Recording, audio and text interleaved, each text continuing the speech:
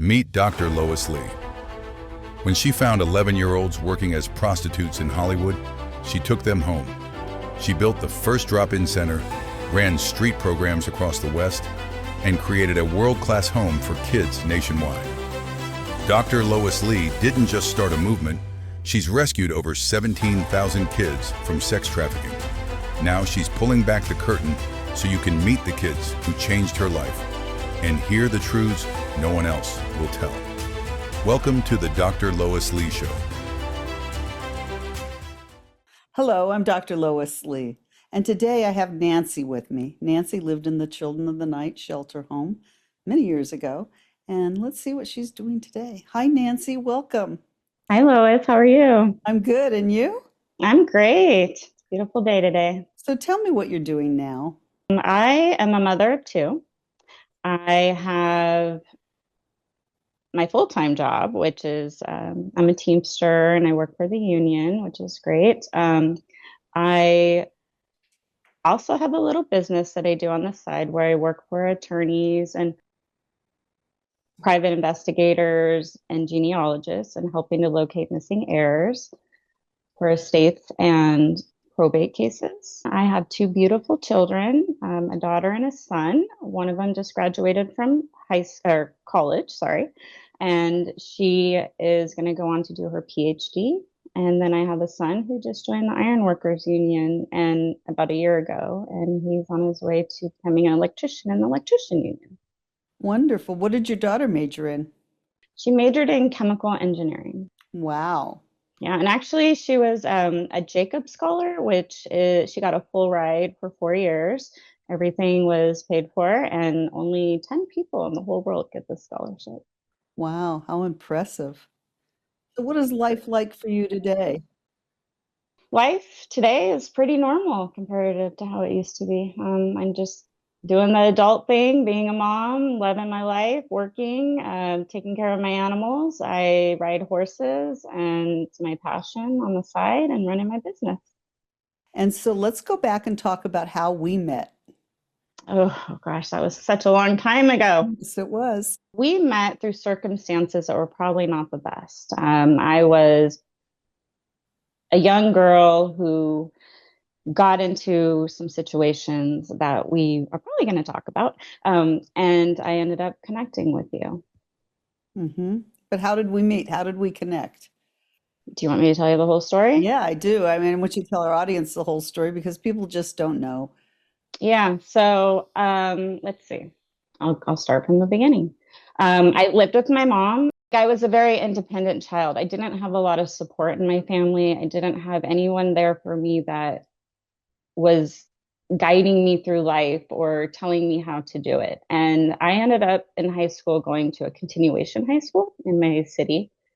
And while I was at that continuation high school, I ended up becoming friends with a girl who was a bit older than me. She was a bit more rough around the edges, kind of more streetwise. And we became friends. And she attached onto me, I attached onto her, and we kind of just rolled around town together.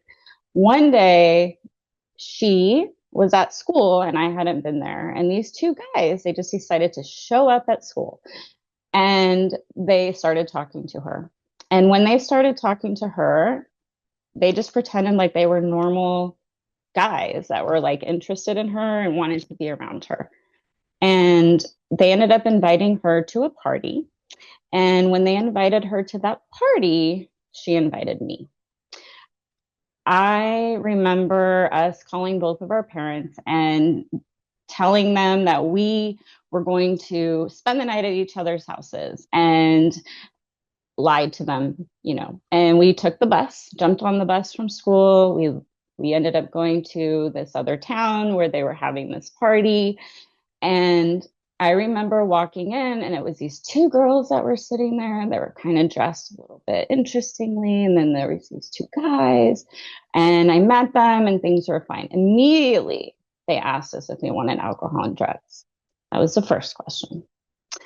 And then after they asked us about the alcohol and drugs, which I actually didn't take any, they were playing music, acting like it was a party. We're having fun. Some other people showed up. It was nothing to be really concerned about. Then I was like, oh, I really want to go. I wasn't feeling comfortable anymore. And when that happened, they wouldn't let us leave. They kept us against our will. They told us we couldn't leave. They tried to give us more alcohol, more drugs. And I just remember thinking, what have I got myself into? This is absolutely horrific. Um, they then eventually had us call our parents under force to tell them we were okay. And then they made plans to transport us to Southern California.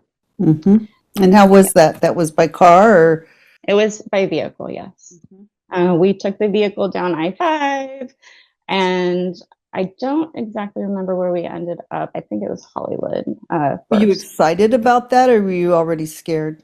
I was having a lot of trouble with my mom at home, and it was Mhm. kind of one of those things where I felt like maybe I could get myself away and be more independent. So I was a little bit excited about actually going to Southern California. Mhm. Was I excited to be with these men? No. Very different. I was actually pretty scared. Uh, and at that point, yes, it was my friend and myself being transported together because at one point we get separated. So went down together. I was excited. I was definitely scared. So we got to Southern California, Hollywood. It's Hollywood.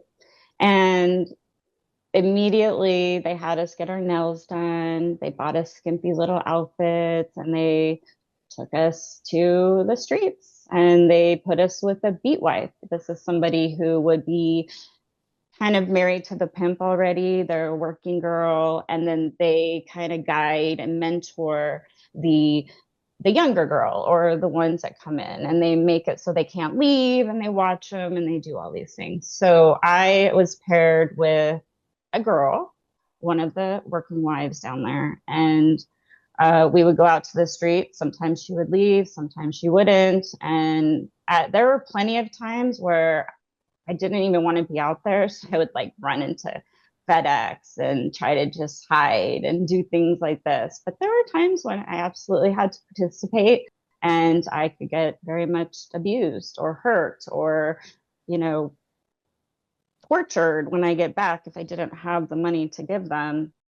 How old were you when this was going on, Nancy? 15 and a half, 15 to 15 and a half. Yeah. So then what happened? So then what happened? Okay, so we're down in Southern California, and at some point, my friend and I get separated, and I'm all alone, and I'm with these guys. And so this one evening, I happened to be with the beat wife, and there was this officer, and he stopped us because I looked young. And he immediately said, "What is your name? Where are you from? And how old are you?" And I said, nothing because my beat wife was there. And I just was be quiet like she had asked me to be. And she started to talk for me. And the officer said, "I'd like for you to step away and please let me talk to her alone." So this is what happened. She stepped away, she walked away, and he proceeded to talk to me. When she did that, I don't know what came over me, but I basically said, "I'm 15 and a half.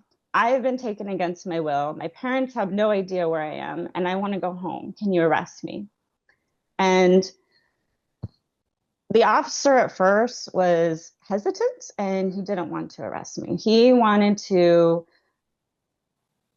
leave me there. He didn't believe me. I don't know if he believed me or maybe he partially believed me, but he definitely didn't give me the impression he wanted to take me. I begged him. I said, "Please." I go, "Those guys are sitting across the street watching me.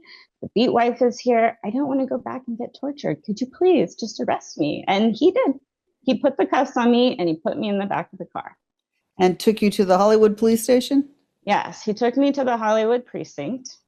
Now, when I got to the Hollywood precinct, before any officers got there, the guys that were brazen enough to go to the school and pick up two kids were brazen enough to follow the cop car to the police department and go into the bathroom where I was to try to get me out of there. I Mm-hmm. screamed at the top of my lungs and they ran away. Mm-hmm. This was in the police station. Correct. Yes. After the officer, he dropped me off in the front. He didn't actually arrest me. So Mm-hmm.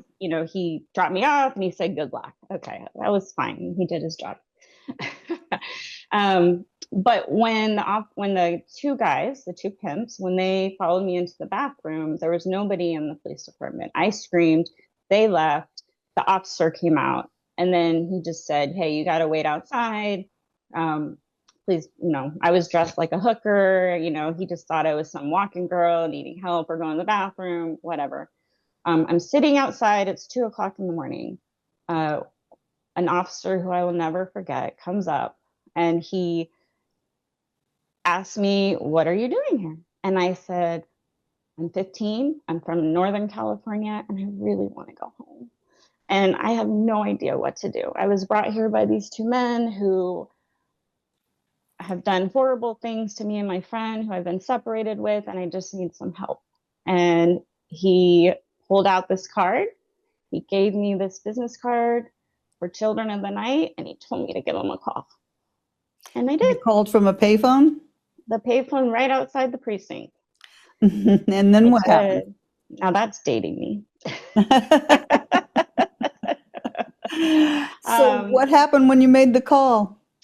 so I made the call, and a very nice, I believe it was a woman, answered that was monitoring the 800 line or the intake line. And she asked me where I was, what I needed, if I was even okay traveling in a cab alone with a man, just different things that were just really, really comforting to hear at that time. Mm-hmm. And and then they sent me a cab. Believe it or not, I was a little bit nervous even just to get in the cab. I mean, I Mm-hmm. didn't really trust anybody. I got to the shelter and they gave me warm clothes to, clean clothes to be put in. They gave me a shower, a bed to sleep in. I got to sleep in the next morning. I got up and I had breakfast. And that's when I met you. And how long did you stay in the shelter? I believe I stayed in the shelter around 3 months or Mm-hmm. so. And towards the end of staying in the shelter, we actually were able to locate the friend that I got separated with. Mm-hmm. Actually, a few things happened while I was in the shelter. Is it okay if I go over this? Sure, please. Okay. So the first thing that happened was that we were able to locate my friend who went missing in the scenario and bring her in. So she ended up coming to the shelter as well, which was really good. Um, and then while we were in the shelter, we were interviewed by the police department, obviously, two detectives, love Mm-hmm. them. And they eventually arranged for us to go out with them and a worker and try to look for them. That was Detective Keith Haight, right? Yes, Yes. Detective Keith Haight and his partner, which I can't remember his name. Um, I remember going out, and we went out a couple times actually to look for them. Mm-hmm. And then, like the maybe third time that we went out, we actually saw them and they were arrested. And it was probably the best day of my life, except for when they actually got convicted. Why? I mean, you didn't want to see them convicted? No, I said it was the best day of my life, Oh, except for when they got convicted. were you in the courtroom when they got convicted? I testified. We went to 6 preliminary hearings and we went to the final one, which they pled no contest. And so how long did they get in jail? 15 years. Good. So how did you feel about that whole process of testifying? I mean, here I bring in police officers that are my friends that I want you to meet. I mean, at any point did you think, I don't want to do this, I want to get away from them? Oh no, I love them. They were amazing and they were so comforting and so gentle and so sweet. And And not to mention, every time we had a preliminary hearing, it was almost like you made it a happy day for us by sending us to Disneyland or Mhm. something else so that we didn't have to think about it and we could have a better memory from that day. Right. So it was always a positive experience. And I was so happy when they got convicted. I'm a firm believer in terms of, going through the process of testifying in the investigation and riding along with the cops and picking out people can be really debilitating. When you start to harden, and I can see it, I'm very good at seeing it, that it's time to send you someplace to put the kid back in you, is what I used to call. I used to say, staff, put the kid back in her, take her somewhere. Where are we going? And I think it's a really important part of the process because it also helps you remember that you're the victim, you're the child. Not only does it help you remember that, but it also helps the child feel the safety they need and the comfort and the love and the support and the things that they never got before. It Mm. helps them to feel that as well. And that is so important. So important. What do you remember most about the shelter? Well, definitely a lot of characters, a lot of people there. They were in and out, just fun people to be around. I remember the structure that was given to me, the love that was given to me, the confidence that was instilled in me, the people, the guidance. Like for the first time in my life, I actually was getting something I never got at home. And I really appreciate it. Oh, it was designed for you. I mean, for kids like you. And I mean, a lot of detail went into it. Let's talk about the structure a little bit because when you say that, a lot of people think, well, it's probably like jail where it's time to come out of your cage and time to eat and the food's terrible and all of that. It was a very light structure in the sense of like we weren't held to a certain thing. We were given flexibility in certain things and not others. But um, we definitely needed that structure. But we were free to go to our rooms. We were free to come out. We went out on events and outings, and it was kind of like we were one big family. And you went to school every day or Monday through Friday or Monday through Thursday from 10 to 5. What was that like being back in the classroom? Was it like anything you'd been in before when you were in school, before you ran away? So actually, let me date myself a little bit further. At the time, you didn't have the school yet, so I was a little bit older. I wasn't going to school every day. I actually ended up after I got out of the foster home, I mean the shelter. I ended up going to another continuation school in my foster home, which I'll talk about a little bit. But and I graduated there. But at the time, we didn't. We were just starting the school. Was that Miss Ventura starting the school? I believe so, actually, yeah. Mhm. And I believe that one of your workers, so yeah, I don't know if I can say her name, Sonia? Yeah, of course. she was the one that was in the thrift store where I got to go pick up all my clothes. She was literally just started and working in the thrift store.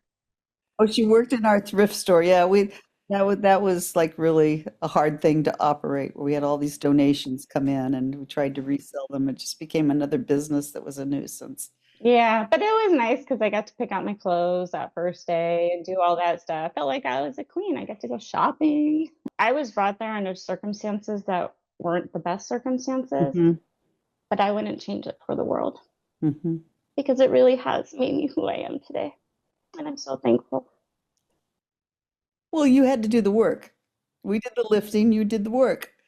But the thing is that it wasn't just at that time that you helped me. You have helped me until today. Like, Hmm. I mean, I know I can call you anytime and you'll pick up the phone. And I know I can call your staff anytime and they'll answer me. And Hmm. I know that if I need that extra support, they're going to be there. Hmm. And that's really important for me. And I really appreciate that.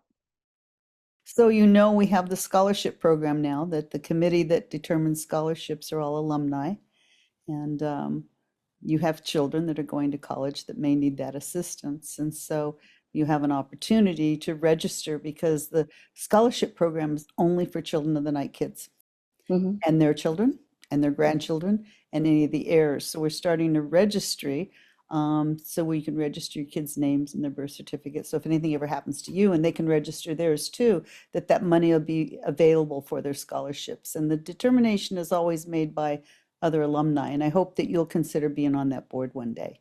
Oh, that would be amazing. I Mhm. actually, that's just another way to show that you're supporting us forever. Like, Well, and then the work's going to go to you. it's a lot to be able to do that. And you've done some amazing work over the past many, many years. And I just cannot express to you how honored I am to know you. Well, young people like you made it all worth doing. And we had good times and giggles and drama and Yes, drama. lots of Like activity. in any family, right? Yes, exactly. Exactly. Do you remember the food in the shelter? I do. Actually, we had a private chef who would come in every day and he would make us breakfast, lunch, and dinner. And if Lois wasn't happy, we'd go to Carl's Jr. Um, Did we do that a lot or we just fired the or cook? if I wasn't happy, I'd be like, "You want to go to Carl's Jr.?" Because I knew you liked it there. So hey, let's go. But for the most part, everything was really good. Like the chef was great, the food was great. We had people that would come in and they would volunteer and teach us different classes and do different things. And like it was actually really fun to be a part of all that. It was good. It was nice. I felt happy. I felt more safe in the shelter than I did at home. Hmm. And that was something I realized later on, but it definitely is something that I can tell you is the truth. Well, thank And you for had you that. never done this and had people never supported you in endeavors, it would have never happened. Right. And that's thank you to certain people out there for being so supportive of you. Well, part of the reason I'm doing this podcast is to let our donors know where their money went, that it didn't go down the hole, didn't keep somebody on the street, that I am living proof it didn't go down the you're hole. one of many, and you're all young, beautiful, accomplished women, and I'm so proud of you. And I think it's important that donors know where their money went, and where it continues to go, and that we plan to set up this endowment plan so that there'll be a scholarship in place for our family um, forever. So what is Children of the Night doing now? Well, when we transitioned from the shelter, there was no reason to keep that huge building. We didn't need 12 bedrooms any longer. We set up offices near Universal Studios, and went back to doing case management and street activity. We work mostly Figueroa because Hollywood is dead. In terms of they cleaned up the streets, you don't see the prostitution like you did back in the day when you were younger. And Figueroa is very rough. Crip gang members have taken over the control of prostitution. There's no longer sweet talking pimps. So we're right back in the heat of it. I've spent $100,000 on billboards up and down Figueroa that even the pimps, remark about, and gets a lot of phone calls because people see it. But we also have a presence on the street, and we work very close with LAPD stations down there. We staff them with, staff that can help them if they need to get a girl out of a location. For instance, if they identify a girl, they have no way of getting her out of town, without arresting her and running her through jail. So they'll call and we can do plane tickets and transportation and have food and clothes and everything for them when they get where they are. So we've gone from helping maybe 60 to 100 kids a year to now we help over 500 kids a year. And we also have our Zoom tutoring program, which tutors to the GED. And so we just had a high school graduation. You could take a look on the website. If you go to programs and look at high school graduation, you'll see the one we just Oh, that's did. We awesome. reach more kids than we ever have before. I'm still very active with alumni as well. Um, we have an alumni who's very ill, who's getting ready to pass. And so two caseworkers that work for me now went to see her and to get her out of the hospital and take her home and get her settled and take her to lunch and buy her some things and made sure hospice is in place. And so it's not like, hey, how are you and see you later kind of thing. It's still about relationships. Um, but we don't see a lot of kids under the age of 18. However, um, we recently had a call from a Good Samaritan who had a little girl who was 14, and we couldn't find police or any of the social service agencies around to help, so we brought her in, much to the chagrin of Department of Social Services and the police, but it didn't matter. It was an exigent circumstance, and we did it. And that's the kind of thing, is like staff called me and said, what do we do? She's 14, she's out. I said, bring her in. And they were shocked that I did it, and we did. And I said, I'll face them down. I'll handle them. So can I ask you a question? What, how does social media play a part in all of this? Because that's changed a lot since I was on the. I think a lot of that's exaggerated, Nancy. I think a lot of that's blown out of proportion. And you know why? Because it's fun and it's easy to investigate. What do? You sit in an office and a computer, and you sit there all day and you pretend to be a 14-year-old girl and try and trap men, into biting, to say they want to have sex with you when you tell them you're 14. I just, a lot of it's really exaggerated. Of course, people meet people in social media. You met someone, you didn't have to be in social media for you to meet someone, right?